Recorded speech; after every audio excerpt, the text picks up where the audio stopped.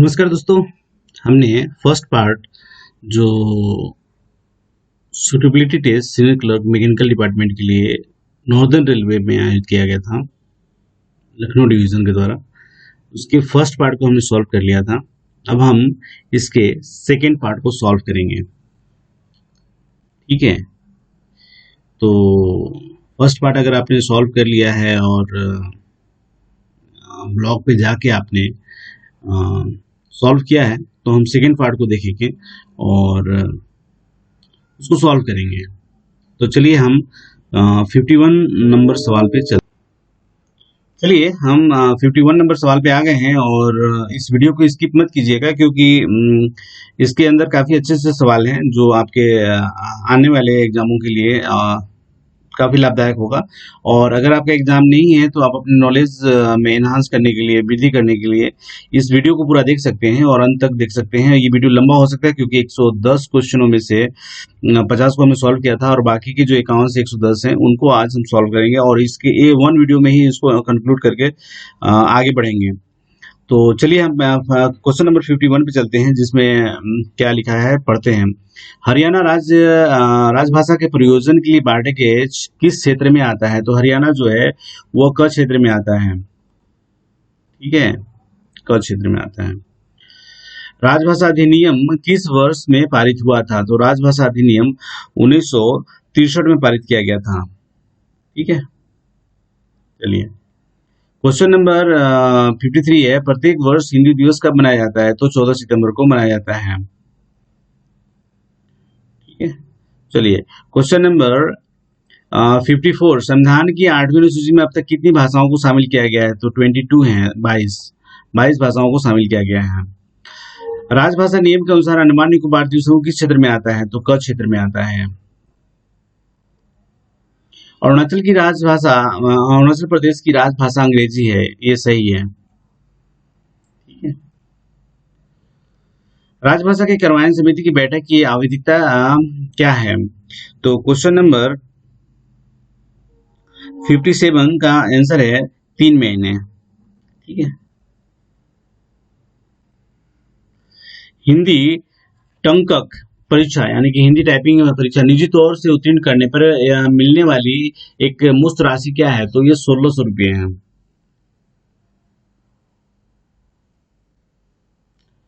1600 रुपया है। अष्टम सूची में शामिल विदेशी भाषा नेपाली है। ये स्टेटमेंट जो है वो सही है।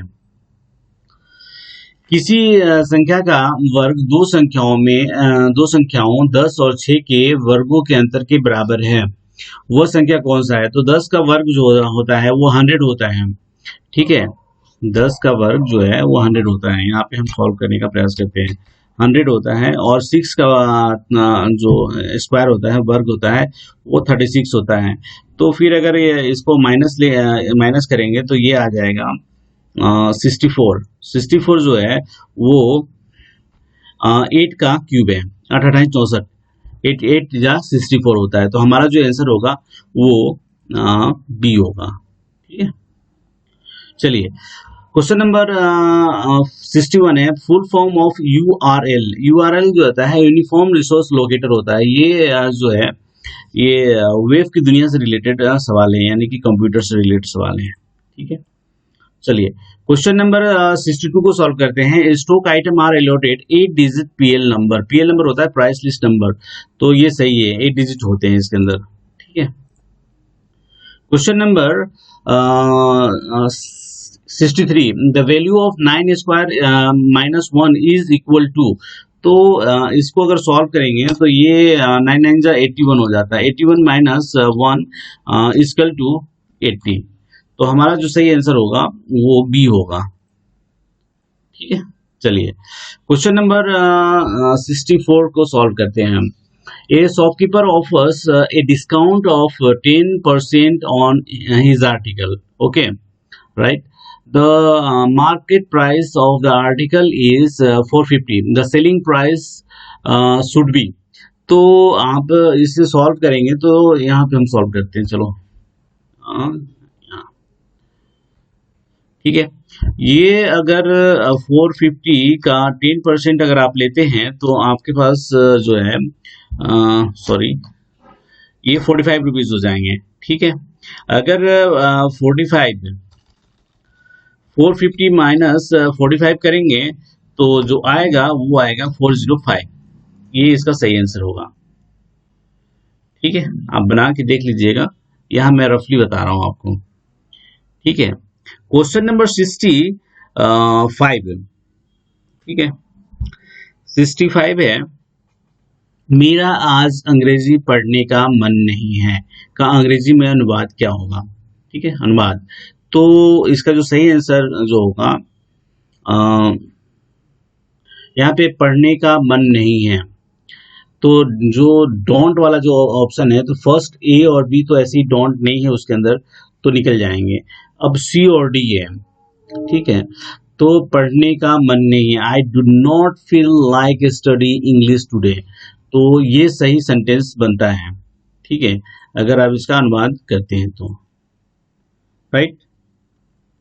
क्वेश्चन नंबर 66, भारत एक गणतंत्र है का अंग्रेजी में अनुवाद है। अब आप इसको देखेंगे तो आप इनको बाइफरकेट कर सकते हैं, अलग कर सकते हैं, छांट सकते हैं, यानी कि ABCD जो ऑप्शन है आप इनको ध्यान से देखेंगे तो अगर थोड़ा बहुत भी आपने अंग्रेजी का ज्ञान रखा है या आपने कभी मैट्रिक में तक पढ़ा है तो इसको सॉल्व करेंगे। India is a free country. ठीक है, भारत एक स्वतंत्र राष्ट्र है ऐसा लिख रहा है। India is a beautiful country, Bharat एक सुंदर देश है। ठीक है, India is a strong country, Bharat एक सशक्त या शक्तिशाली देश है। India is a Republic, Republic is a word for गणतंत्र, तो यहाँ पे जो सेंटेंस है ये डी, ये राइट आंसर है। ठीक है। अब जो क्वेश्चन नंबर 67 है उसको सॉल्व करते हैं। The date on which RTI is passed in parliament. तो देखो एक्चुअली क्या है कि इसके अंदर मैंने पहले भी क्वेश्चन जो सॉल्व किया है उसके अंदर मैंने बताया है कि RTI जो है पार्लियामेंट में जो पास किया गया था वो 12 मई 2005 को पारित किया गया था, और प्रेसिडेंट जो है ना उन्होंने साइन किया था 15 जून 2005 को। ठीक है, और 12 अक्टूबर 2005 से लागू हुआ था। ठीक है, तो यहाँ पे जो ऑप्शन है वो नए मैच करता है, लेकिन जो क्या है कि राष्ट्रपति ने साइन किया और वो एक कानून बन गया, उसके हिसाब से 15 जून 2005 इज द करेक्ट आंसर। ठीक है, चलिए क्वेश्चन नंबर हम 68 पे चलते हैं। What is the time limit for replying to RTI request. तो ये 30 डेज है। इट्स अ कॉमन क्वेश्चन, तो ये सामान्य तरीके से पूछे जाने वाला क्वेश्चन है और कई दफा कई एग्जामों में आ चुका है। Question number 69, who head the judiciary of India. Judiciary apex body जो है वो सुप्रीम कोर्ट है। सुप्रीम कोर्ट के जो हेड होते हैं उनको चीफ जस्टिस ऑफ इंडिया कहते हैं। तो यहाँ पे जो सही आंसर सी होगा वो सही आंसर है इसका। ठीक है। Question number 70, who heads the union cabinet of minister. तो कैबिनेट का हेड जो होता है वो प्राइम मिनिस्टर बनता है। ठीक है, यानी कि बहुमत दल का जो नेता होता है वो प्राइम मिनिस्टर के रूप में लीड करता है और प्राइम मिनिस्टर ही कैबिनेट यूनियन कैबिनेट बनाता है। ठीक है, तो कौन लीड करेगा या कौन हेड करेगा, तो प्राइम मिनिस्टर करेंगे हेड। ठीक है, तो यहाँ पे जो सही आंसर जो होगा वो प्राइम मिनिस्टर होगा। अब क्वेश्चन नंबर 71 को देखते हैं। What is the value of 497 into 16 minus 2। तो देखो आप अगर इसको सॉल्व करोगे तो आपको बोडो मास का सिद्धांत रखना चाहिए। ठीक है, तो बोडो मास में क्या होता है, पहले ब्रैकेट होता है फिर ऑफ होता है, यानी कि यहाँ पे मल्टीप्लिकेशन। ठीक है, तो इन दोनों को गुना करके -2 कर देना है। ठीक है, तो आप अगर इनको करेंगे 7 6 42, 7 4 42 होता है, तो 42 में से 2 जाएगा तो यानी कि 0 आएगा, यानी कि ये दो आंसर ही सही हो सकते हैं। राइट। अब आपको ये करना है, इनको अगर आप कैलकुलेशन करते हैं तो ज्यादा बेहतर होगा। आप कैलकुलेशन करके देखेंगे तो आपका जो सही आंसर आएगा वो ये आएगा। अगर इसमें 3 जोड़ देंगे तो ये 500 हो जाएगा, और 16 से अगर 500 को करेंगे तो 16 5 8 1000, ये इसका आंसर हो जाएगा, ठीक है। लेकिन क्या है कि यहाँ 3 कम है, तो 16 3 48 और 48 और 2 50 हो जाएंगे, तो ये 50 कम हो जाएगा 8000 में से। आप इसको कैलकुलेट कर लो तो ज्यादा बेहतर है, या और इस तरह के क्वेश्चनों को रिस्क लेना ठीक नहीं है, क्योंकि ये श्योर शॉर्ट एक नंबर के क्वेश्चन है जो आपको काफी फायदेमंद साबित होंगे। अब जैसे कि मैंने बॉडो मास का सिद्धांत बताया था, तो ये यहाँ भी इसी तरह कैलकुलेशन करेंगे और ये करेंगे तो आपका जो आंसर आएगा वो आएगा 47.95। कैलकुलेशन करके आप देख लीजिएगा, ये सही आंसर होगा। चलिए क्वेश्चन नंबर 73 है, ये staff working in grade pay 2800 level 5 eligible which class of duty पास, तो उनको जो है वो सेकेंड क्लास ये पास मिलता है, ये सही आंसर है, ठीक है। अब सवाल उठता है कि लेवल 1 को क्या मिलता है, तो सेकेंड क्लास पास मिलता है, ठीक है।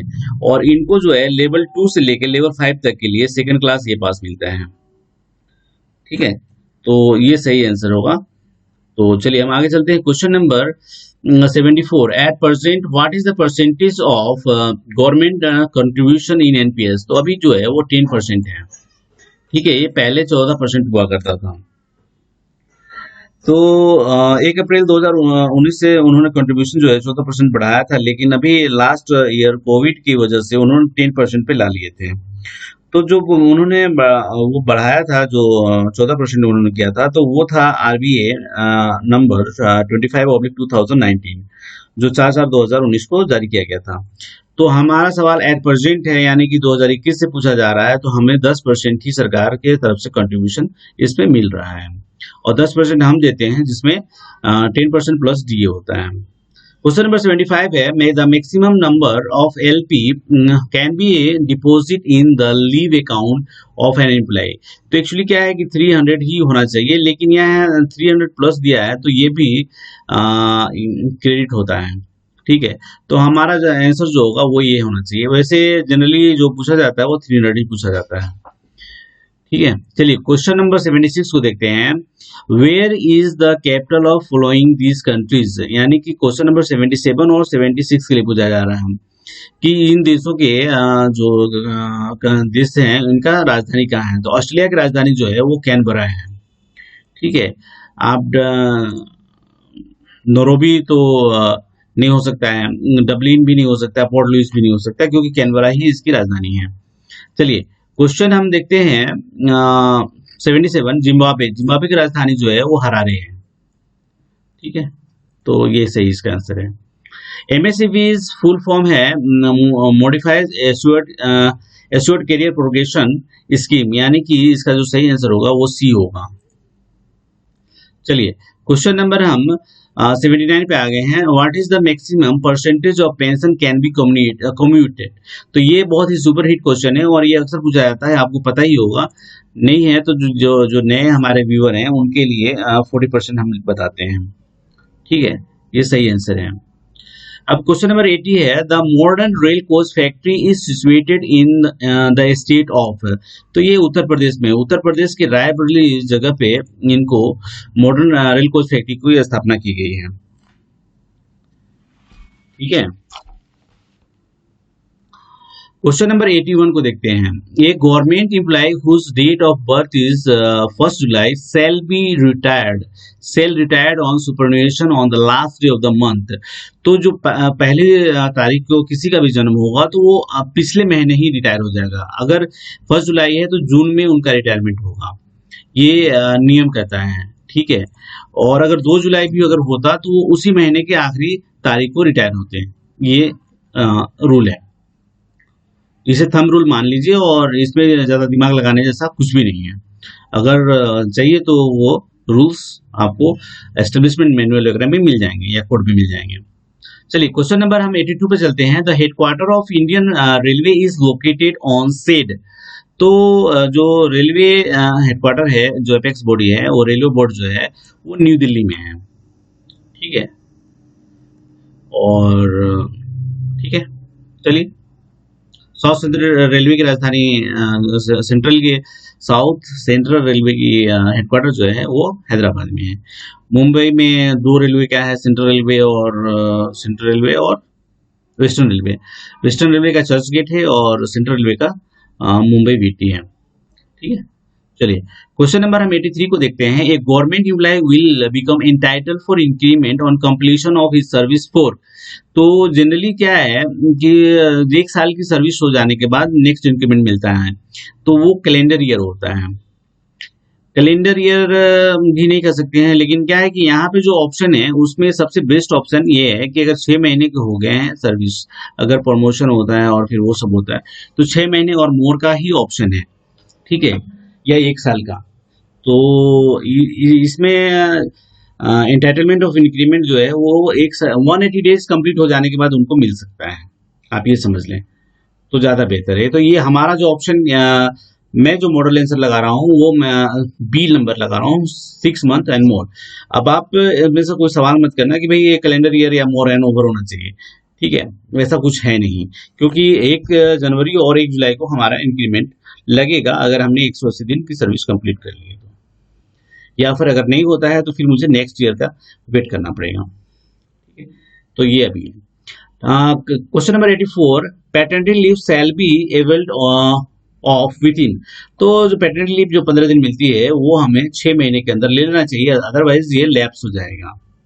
ठीक है, the validity of year ending pass is up to 30 May is the correct answer.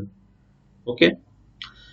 Question number 86 है, who is the nodal officer for dealing with pensioner association in the division? देखिए इसमें DRM के बिहाफ जो है वो senior personal officer, senior DPO sir इसको deal करते हैं। ठीक है, यहाँ पे एक दो बातें समझ लेना उचित होगा। जोनल लेवल पे हैं डिप्टी सीपीओ एचक्यू, ठीक है, और एसपीओ जो होते हैं इन वर्कशॉप होते हैं। तो ये जो मैं आपको बता रहा हूँ ये नॉर्दर्न रेलवे की एक 2017 की पॉलिसी या यूं कहें कि एक मिनट्स था जिसके आधार पे मैं बता रहा हूँ। ऐसा मुझे पर्टिकुलरली कहीं पढ़ने में नहीं आया था, लेकिन मैंने मिनट्स कहीं पढ़ा था तो मुझे याद है उसके बारे में, तो मैं आपको यहाँ बता रहा हूँ। चलिए question number 87, maternity leave is admissible to women employ having. अब यहाँ पे जो वर्ड इस्तेमाल किए गए हैं वो लेस देन 2 सर्वाइविंग चिल्ड्रन है, लेकिन यहाँ पे जो ऑप्शन आएगा वो हमारे हिसाब से बी आना चाहिए, क्योंकि जो उसके अंदर है वो इंपॉर्टेंट है। चलिए क्वेश्चन नंबर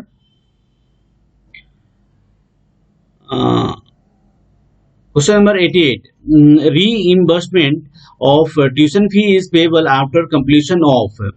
तो यहाँ पे जो सही आंसर होगा वो फाइनेंशियल ईयर होगा।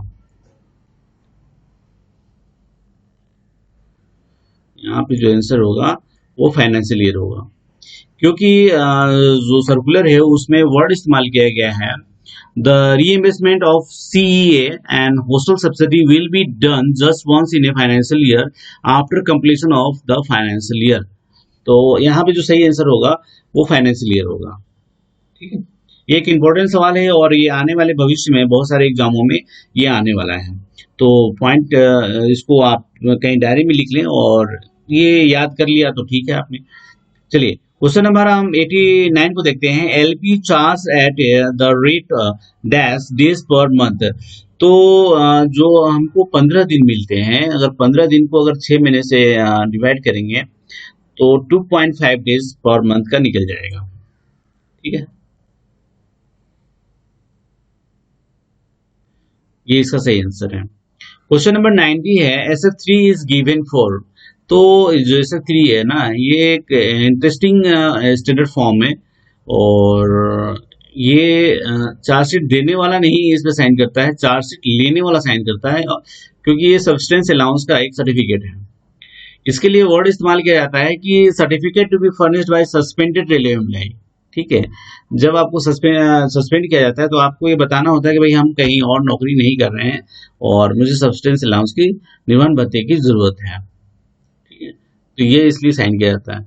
कई दफा सवाल आता है कि ऐसा कौन सा स्टैंडर्ड फॉर्म है जिसपे कर्मचारी का सस्पेंड कर्मचारी उस पर साइन करता है, तो ये SF3 ही है, इसलिए मैंने इसको इंटरेस्टिंग फॉर्म नंबर बताया। चलिए क्वेश्चन नंबर 91 को देखते हैं। Gazetted post is the post to which appointment is made by president of India. अब जो गजेटेड पोस्ट होते हैं वो गजट में प्रकाशित किए जाते हैं, तो वो हमारा इम्पोर्टेंट सवाल है। ठीक है, प्रेसिडेंट ऑफ इंडिया उस पे उनकी जो ये है उसके आधार पे अपॉइंट किए जाते हैं। चलिए क्वेश्चन नंबर हम 92 को देखते हैं। Question number 92, the percentage of DA payable as on 1st July 2019 is okay. तो ऐसा है कि इसके अंदर जो ऑप्शन है ना, ये दोनों आपको कंफ्यूज करेंगे। ठीक है, लेकिन यहाँ पे आपको याद रखना है कि ये 17% है। पहले 12% था, जिसका सरकार ने 5% बढ़ा दिया और 1 जुलाई 2019 से 70% करने का वादा किया था, और उसी आधार पे अभी भी हमको डीएनएस अलाउंस मिल रहे हैं। ठीक है, तो यही है। ये मेरे ख्याल से फरवरी 2019 27 फरवरी 2019 को वो उन्होंने नोटिफिकेशन किया था। ठीक है, तो मेरे ख्याल से यही राइट आंसर है। ख्याल से नहीं, बल्कि मैं कहता हूँ कि मैं जो बता रहा हूँ वो राइट आंसर ही है। ठीक है, इसमें कोई कंफ्यूजन वाली बातें नहीं है। चलिए क्वेश्चन नंबर हम 93 को देखते हैं। Which illness does not come in the category of chronic disease. तो देखिए इसके अंदर जो है वो 10 क्रोनिक डिजीजों के बारे में जिक्र किया गया है। ठीक है, अब जो क्रोनिक डिजीज बताए गए हैं उनकी एक लिस्ट है। ये हमने रेलवे एग्जाम ब्लॉग पोस्ट जो है, जिसका जिक्र मैंने पहले भी किया है और डिस्क्रिप्शन बॉक्स में भी उसके लिंक होते हैं, वहां ये डाल दिया गया है वो लेटर के साथ। ठीक है, तो आप जाएं और उस पूरी लिस्ट को देखें। बाय द वे यहाँ पे जो सही आंसर जो होगा, देखो ये आप टाइफाइड आंसर होना चाहिए। ठीक है, क्योंकि जो मैं बता रहा हूं उसके हिसाब से कार्डिक अरेस्ट। ठीक है, तो यहाँ कार्डियोवेस्कुलर डिजीज का जिक्र किया गया है, इसके हिसाब से ये नहीं होगा। ट्यूबरकुलोसिस ये एज इट इज डिस्कस किए गए हैं तो नहीं होगा। ये फिर इसके बारे में डिस्कस किया गया है कि क्रोनिक ऑब्स्ट्रक्शन पल्मोनरी डिसऑर्डर। ठीक है, तो ये भी नहीं होगा, तो बच जाता है टाइफाइड हमारा, तो ये है सही आंसर होगा। अब लिस्ट अगर मैं एक बार पढ़ना चाहूँ तो आपको पढ़ के बता देता हूँ कि अर्थराइटिस एंड रिलेटेड कंडीशन जो है पहला नंबर पे है। दूसरा है कार्डियोवेस्कुलर डिजीज नंबर 2 पे है। Cancer of any part of the body, ये भी क्रोनिक डिजीज में आते हैं। ठीक है, और डायबिटीज मिलियस जो है वो भी क्रोनिक डिजीज में आता है। एप्सिलिसी डिसऑर्डर भी है, वो आता है 5 नंबर पे। 6 नंबर पे ट्यूबरकुलोसिस है।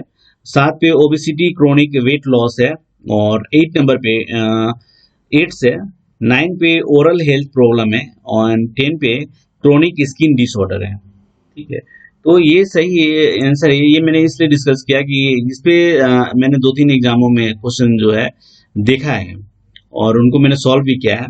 ये शायद पहली बार वीडियो में शामिल किया है या दूसरी बार शामिल किया है, तो मैंने इसके लिए उस ब्लॉग के ऊपर पोस्ट करवा दिया है।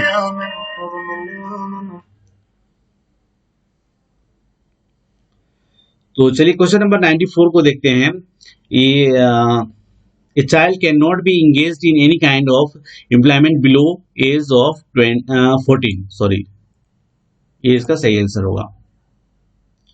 Question number 95, the power of interpreting the Railway Service Conduct Rule 1966 is reserved to the, तो इसका सही आंसर प्रेसिडेंट ऑफ इंडिया है।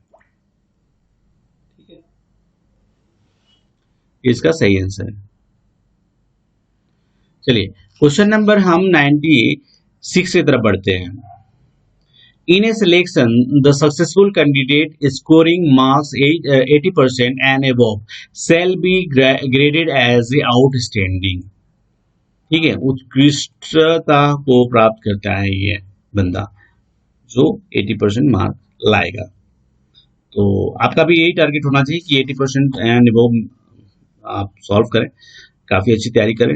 इस वीडियो से अगर कहीं आपको फायदा हो रहा है तो ज़रूर से लाइक करें, शेयर करें, सब्सक्राइब करें, पहली दफ़ा आए हैं तो। चलिए क्वेश्चन नंबर हम 97 को सॉल्व करते हैं। What is the wrong term of this series. तो ये एक सीरीज बना हुआ है, अगर आप ध्यान से देखेंगे तो ये सीरीज बना हुआ है। अब इस सीरीज की खास बात ये है कि इन सब के बीच में एक डिफरेंस चला आ रहा है, ठीक है। उस डिफरेंस के हिसाब से कौन सा रॉन्ग है। तो 41 और 38 में जो डिफरेंस वो 3 का है। 38 और 35 में 3 का डिफरेंस है। 35 और 32 में 3 का डिफरेंस है। फिर यहाँ से -3 हो जाने पर 29 आ जाएगा। 32 माइनस 3 करने पे 29 आ जाएगा। अब 29 में 3 माइनस करने पे 26 आना चाहिए था, तो वो नहीं है। इस हिसाब से जो 28 नंबर है ना हमारा, वो रॉन्ग है।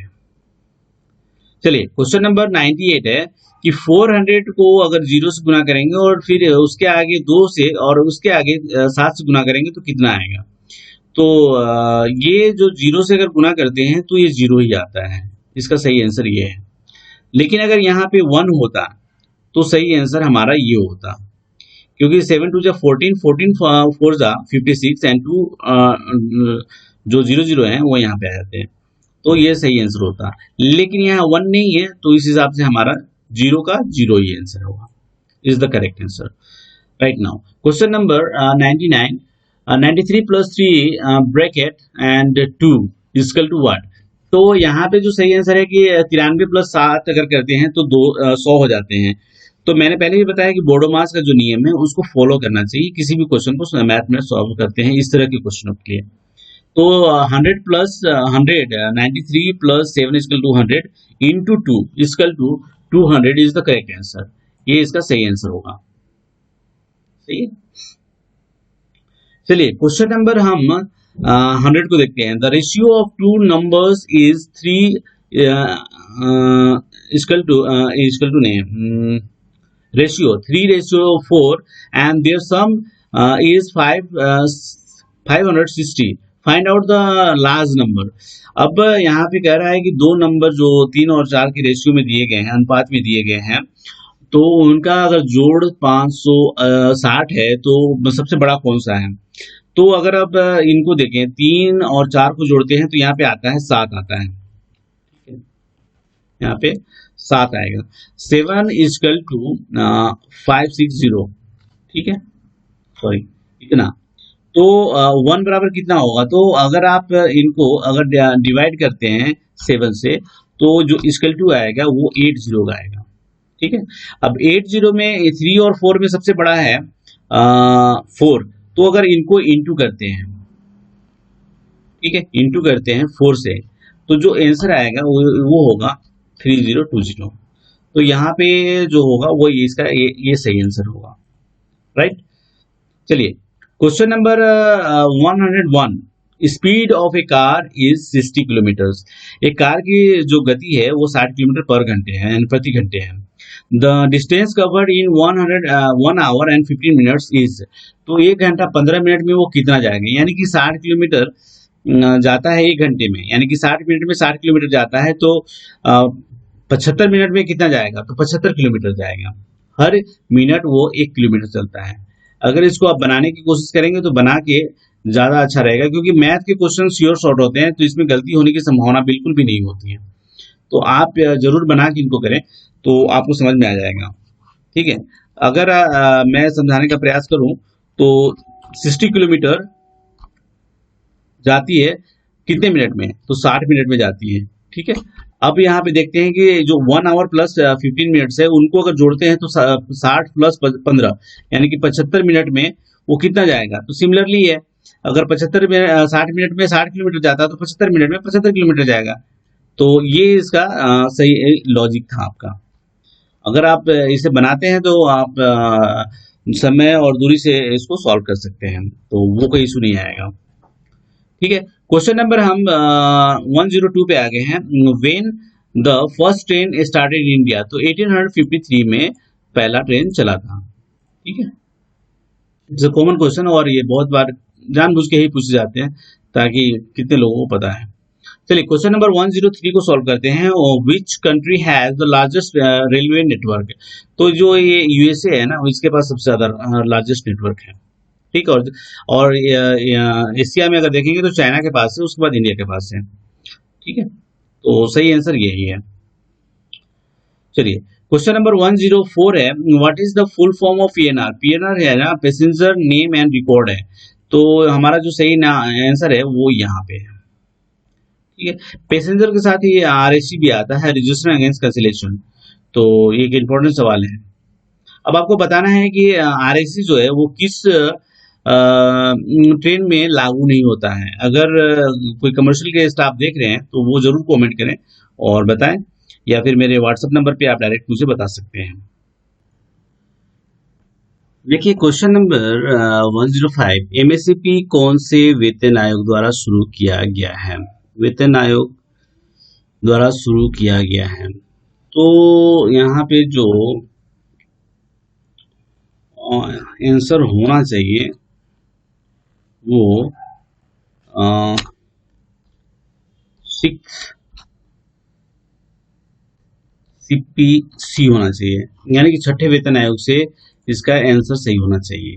तो मेरे नॉलेज के हिसाब से यही आंसर होना चाहिए, पर क्वेश्चन में जो पूछा गया है वो मेरे ख्याल से 2 ही हैं। ठीक है, तो इस क्वेश्चन को या तो आप ड्रॉप कर दें या फिर कुछ भी लगा दें, जो प्रशासन सही समझेगा वो अपने हिसाब से कर देगा।